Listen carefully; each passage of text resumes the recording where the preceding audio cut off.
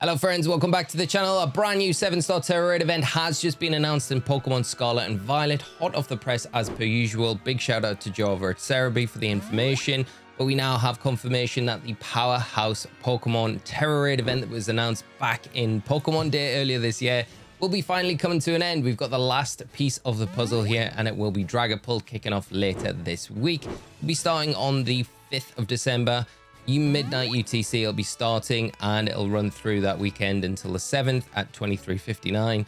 It will be back for a second weekend for the following weekend after that, from the 12th until the 14th of December, and that time out will be joined by 5-star Blissey Tera raids like most recent 7-star raids have been doing at the moment. Of course, it will be a pure dragon type, this Tera raid, and it will have the Mightiest mark, can only be caught once per save file as well. So that is Dragapult.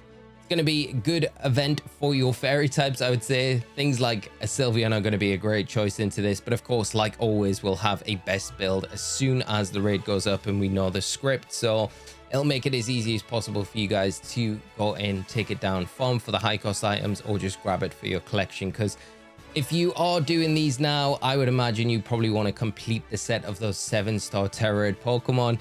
And with that, it kind of does indicate that we're probably coming to the end life cycle of Scarlet and Violet. So the speculation begins to say, what are they going to do next? Are they going to have more events in the lead up to Pokemon Day?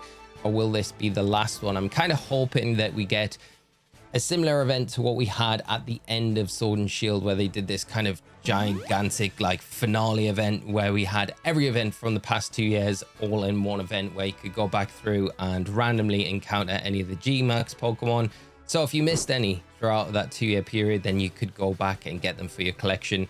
Maybe they do something similar for the 7-star Tera raid Pokemon. Be kind of cool as well, especially if they include some of the special 7-star Tera raid Pokemon like Mewtwo that we had, and you can kind of randomly encounter those.